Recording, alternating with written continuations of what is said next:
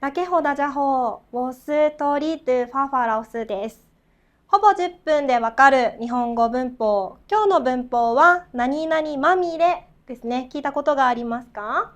はい、N2 レベルぐらいの文法です。はい、じゃあ一緒に勉強していきましょう。では例文から見ていきます。はい、じゃあ皆さん、犬は好きですか？私は大好きです。犬が大好きなんですが、このワンちゃん、パグかな。はい、ワンちゃん、今、可愛いですね。はい、綺麗です。が、このワンちゃんは、外で遊ぶの大好きなワンちゃんです。はい、晴れの日も、雨の日も、よく外で一人で遊んで帰ってきます。でも、雨の日に外で遊ぶと、どうなると思いますか？はい。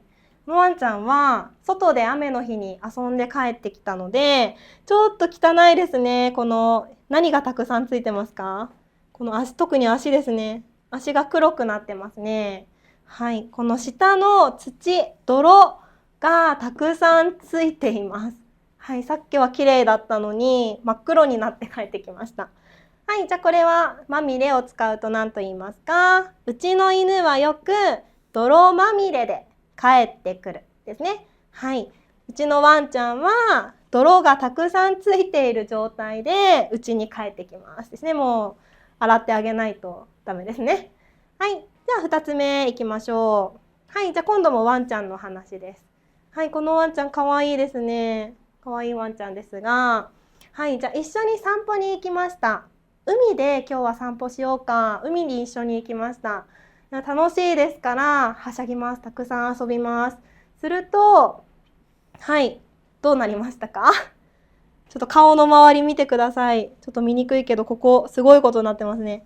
はい、いっぱいついてます。何がついてますか？もうこの辺もすごいですね。はい、何がたくさんついてますか？砂がたくさんついてますね。ビーチで遊んだので、もう顔中、もういっぱい砂がついてます。はい、大変です。じゃあこれもまみれを使うと、ビーチで遊んだから、顔中砂まみれだですね。顔の表面にいっぱい砂がついてますよの状態ですよと同じ意味です。はい、じゃあこのまみれ、これはどんな意味ですか？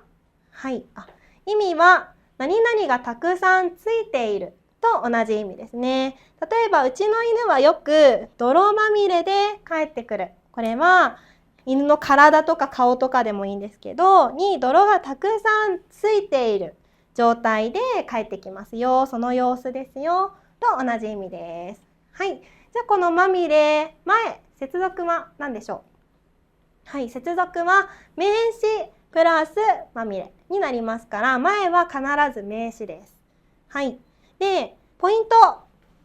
この前に使う名詞が、実はもう決まっています。よく使うものが決まっています。はい、ポイントは良くないもの、ちょっと悪いもの、汚いものが表面にたくさんついていますの様子を表す文法ですから、例えば良くないものって何がありますか？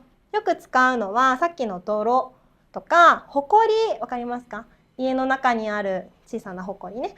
とか、血、砂、汗など、こういうちょっと汚いものとか悪いものがたくさんついてますと言いたいときに使う文法です。はい、ここまで OK ですか？では練習しましょう。1つ目、何々は血まみれだった。はい、ちょっと怖いですが、何かに血がたくさんついている様子ですね。例えば何でしょうか？はい。じゃあ2番、毎日朝から夜まで何々まみれになりながら働いたですね。はい。朝から夜までずっと頑張って働きます。何がつくでしょう？はい。じゃあちょっと考えます。はい。では1番、例えば事故現場は血まみれだった。ちょっと怖い話ですけど、事故がありましたから、その現場には例えば道路とか道に血がたくさんついていますの状態ですね。血まみれだった。はい。じゃあ2番、毎日朝から夜まで汗まみれになりながら働いた。これはもう朝から夜までずーっと頑張って働きますから、もう汗たくさんかきます。汗がたくさん体についてますと同じ意味で使ってください。はい。ではまとめます。何々まみれ、これどんな意味ですか？意味は何々がたくさんついている。はい。と同じ意味ですね。このたくさん体とか顔とかどこかについてますと同じ意味です。はい。で、接続。前、ここには何が入りますか？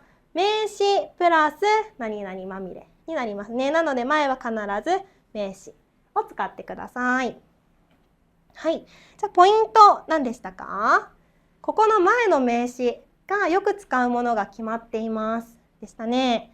はい。例えば、良くないものが表面にたくさんついている様子を表す文法ですから、良くないものって例えば何ですか？